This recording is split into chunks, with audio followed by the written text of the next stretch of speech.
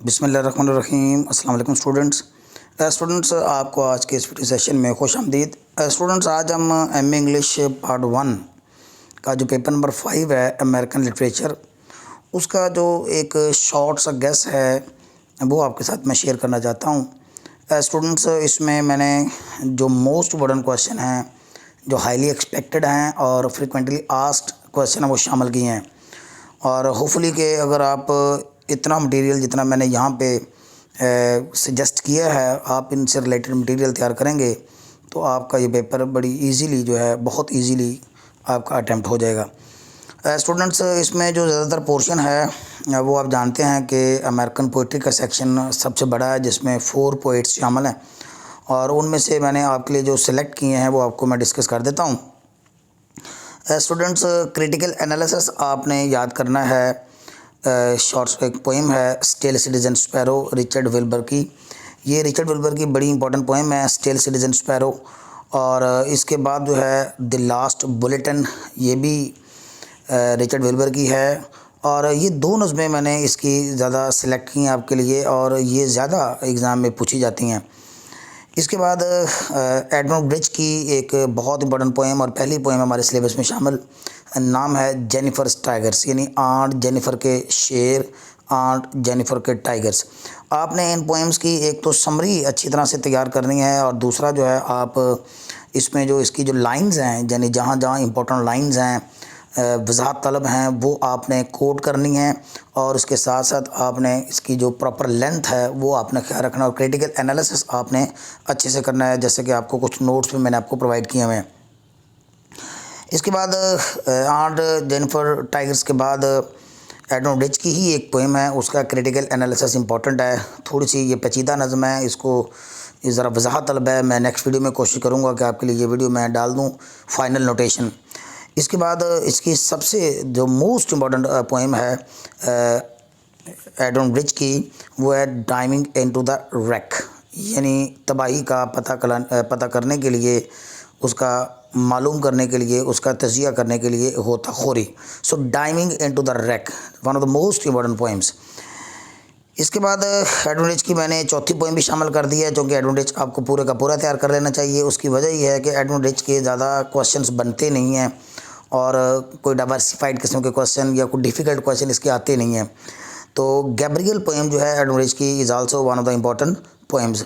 इसके अलावा आप इसी शायरा से रिलेटेड इसके जो 4 पोएम्स आप पढ़ेंगे आपके जो सिलेबस में शामिल हैं, उनके जो थीम्स बनते हैं, ख़ास तौर पे जो एडमंड ब्रिज जो है ये मेल डोमिनेटेड माशरे में औरतों का जो एक डिटेरियोरेटिंग कंडीशन है और एक डाउनफॉल वाली कंडीशन है और थोड़ी सी महरूमी वाली कंडीशन है, आपने उस थीम को ज़्यादा हाईलाइट करना है। तो इसके अलावा और भी थीम्स हैं वो आप देख लीजिएगा। और इसके अलावा critical analysis of the poem, Sylvia Plath की एक पोएम यू आर है। ये छोटी सी नज़म है वैसे तो, लेकिन बहुत ज़्यादा ये एक इम्पॉर्टेंट पोएम है यू आर सिल्विया प्लैथ की, और इसमें ऑटोबायोग्राफिकल एलिमेंट जो है वो आपने ख़ास तौर पे जहन में रखना है। इसके बाद सिल्विया प्लैथ की ही एक और पोएम जो मैं सजेस्ट कर रहा हूँ आपके लिए, वो है critical appreciation of the poem the arrival of the bee box. Bee meeting वाली पोएम भी हमारे सिलेबस में शामिल है और arrival of the bee box वाली पोएम भी शामिल है। इसका डायरेक्टली तल्लक शहद की मक्खियों से है और जब आप इसका जो ऑटोबायोग्राफिकल एलिमेंट है, यानी वो जो ऑटोबायोग्राफी उसने जो अपनी डिस्कस की है, उसके बैकग्राउंड में अपनी जो नज़में जो लिखी हैं उसको आप जहन में रख के इसको आप क्रिटिकली एनालाइज कीजिएगा। एक और इसकी मोस्ट इम्पॉर्टेंट पोएम है पॉपीज़ इन अक्टूबर। ये नज़म भी इंपॉर्टेंट है सिल्विया प्लैथ की। और फिर इसी से रिलेटेड यानी जब आपने ये 3 पोएम्स तैयार करनी हैं, जैसे मैंने आपको बताया जी, ऊपर वाली जो यू आर है और इसके बाद the arrival of the bee box है और इसके अलावा सिल्विया प्लैथ की पोएम पॉपीज़ इन अक्टूबर है। तो फिर इन्हीं 3 पोएम्स की समरीज़ और इन्हीं तीन पोएम्स का जो थीम है वो आप यहाँ पे डिस्कस कर लीजिएगा। एक ही जगह पे उसको आप लिख के याद कर लीजिए ताकि आपको डिफ़िकल्टी ना हो। इसके अलावा अगर आप ज़रूरत महसूस करें तो आप ये जो नेक्स्ट पोएट है जॉन एशप्री है, उसकी आप दी पोएम जो पेंटर है, ये उसकी पोएम पेंटर हमारे सिलेबस में शामिल है। आप इसका क्रिटिकल एनालिसिस कर लीजिए। लेकिन ये क्वेश्चन अगर आप इसका ये नहीं भी करते पोएम इसकी, तो फिर आपने इसका John Ashbery as a modern poet आपने ज़रूर डिस्कस करना है और जॉन एशप्री के जो थीम है वो आपने डिस्कस करने हैं। इसके अलावा स्टूडेंट्स एक और मोस्ट इम्पॉर्टेंट पोएम है, थोड़ी सी पेचीदा है, इसमें सिंबॉलिक सेंस में, चूँकि ये पोएट बात करता है मिल ऑफ द ट्रेन। तो जब आप इसके मेजर थीम्स करेंगे या उसे मॉडर्न पोइट के तौर पे डिस्कस करेंगे तो ये 2 पोएम्स तैयार करने से ही आपका सारा का सारा मटेरियल आपको मिल जाएगा, यानी द पेंटर पोएम और द मेलोडिक ट्रेन पोएम जो जब आप तैयार करेंगे। इसके अलावा डिटेल के साथ मैं आपको बता दूं कि पोइट्री वाला सेक्शन मैंने ज़्यादा आपको बता दिया है, इसलिए कि मैं चाह रहा हूं कि आप जो हमारे सिलेबस में शामिल नावल है जैज़ यानी जो टॉनी मॉरिसन का है आप उसको इग्नोर भी कर सकते हैं, क्योंकि आपने पोइट्री का सेक्शन ज़्यादा प्रिपेयर किया होगा। तो पोइट्री तैयार करना as compared with the novel जो है वो ज़्यादा ईजियर है। और इसके साथ साथ मैंने सिर्फ एक ही ड्रामा इसके अंदर डिस्कस किया आपके लिए, एक ही ड्रामा मैंने आपको बताया और एक ही नावल बताया है। उसकी वजह यह है कि आप मॉर्निंग बिकम्स इलेक्ट्रा उसको फिर आप रहने दीजिए और इसकी जगह आप द क्रूसिबल तैयार कर लीजिए। ये नावल हमारे सिलेबस में शामिल है for whom the bell tolls. इसके जो मोस्ट इंपॉर्टेंट क्वेश्चन है वो आपको मैं अब डिस्कस कर देता हूँ। 4 क्वेश्चंस मैंने आपके लिए सजेशंस के तौर पे लिए हैं। एक तो आपने इस नावल का जो मेन कैरेक्टर है, जो प्रोटैगनिस्ट है, जो हीरो है रॉबर्ट जॉर्डन, उसको आपने कोड हीरो के तौर पे लेना है। यानी हेमिंगवे इसका जो राइटर है वो अपने नावल्स में कोड हीरो जो है वो दिखाता है, जो कि ज़िंदगी गुजारने का ढंग सलीका तरीका बताता है दिए गए हालात में, टफ़ हालात में, मुश्किल हालात में। सो पहले कोड हीरो की डेफिनेशन ले लीजिएगा और फिर उस डेफिनेशन के तनाज़ुर में रॉबर्ट जॉर्डन का जो पूरे का पूरा करैक्टर है वो आप डिस्कस कर दीजिएगा। इसके बाद रॉबर्ट जॉर्डन को ही आपने एज ए ट्रेजिक हीरो लेना है कि किस तरह उसके साथ ट्रेजिडी हो गई। वो हीरो था लेकिन उसने ट्रेजिडी किस तरह से उसको फेस करना पड़ी, और ये भी एक इम्पॉर्टेंट क्वेश्चन है। इसके बाद थीम ऑफ द नावल, यानी इस novel from the bell tolls के अंदर 3 से 4 थीम्स जो हैं जो दिए गए हैं, जैसे theme of bravery, theme of courage और थीम ऑफ स्ट्रगल, और इस तरह के जो 4-5 इसके जो थीम बनते हैं आप उसके ऊपर ज़रूर जो है क्वेश्चन तैयार करें। इस पर भी कभी कभी क्वेश्चन आता है।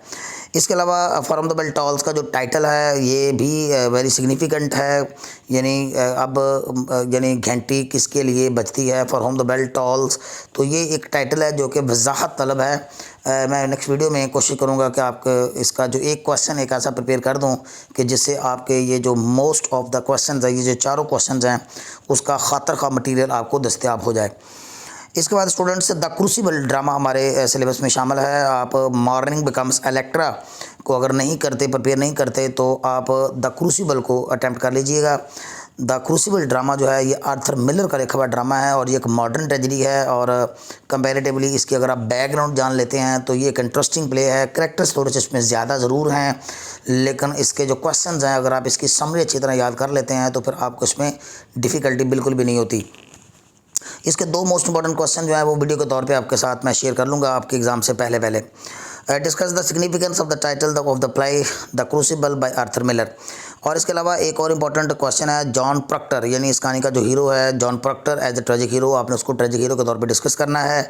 इसके बाद discuss the significance of the title of the play the crucible, और ये जो टाइटल है द क्रूसिबल, इसका टाइटल भी आपने प्रिपेयर करना है। अक्सर क्वेश्चन जो है वो आजकल टाइटल्स पे ज़्यादातर वो देता है और बच्चे के लिए इसकी लेंथ प्रॉपर करना बहुत मुश्किल हो जाता है समटाइम्स, क्योंकि वजाहत तलब चीज़ होती है, फिर उसको स्टोरी से आपने डिस्कस करना होता है, और राइटर का जिस तरह से सोच ज़हन में रख के टाइटल बना रहा होता है हमें उसी सोच को अप्रोच करना पड़ता है, उसकी बैकग्राउंड को देखना पड़ता है। तो दैट्स वाई टाइटल वाला क्वेश्चन थोड़ा सा मुश्किल ज़रूर हो जाता है, और लेकिन यह है कि जब आप इसको अच्छी तरह नावल को अच्छी तरह स्टडी करें या ड्रामे को अच्छी तरह स्टडी करें, उसके बैकग्राउंड को, राइटर की लाइफ और वर्क को, तो फिर वो आपके लिए ईजियर हो जाएगा।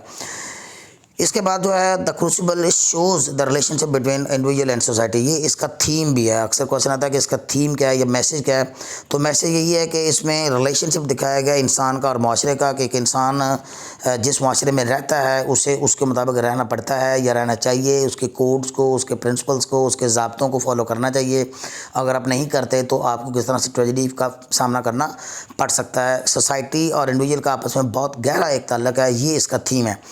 इसके अलावा यही इसका थीम है, ये मैंने आपको बता दिया, ये आप डिस्कस कर सकते हैं। होपफुली स्टूडेंट्स के ये जो एक ब्रीफ सी वीडियो मैंने आपके लिए बनाई है आपकी रहनुमाई के लिए।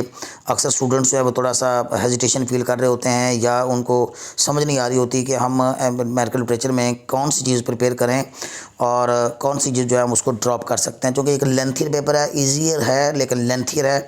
सो दैट्स वाई आप पोइट्री का सेक्शन ज़रा ज़्यादा तैयार कर लीजिए और एक drama from the bell tolls और एक प्ले द क्रूसिबल प्रिपेयर कर लीजिए। होपफुली स्टूडेंट्स के आज की ये वीडियो है आपके लिए काफ़ी हेल्पफुल साबित होगी। Dear students, till next video, अल्लाह हाफिज़।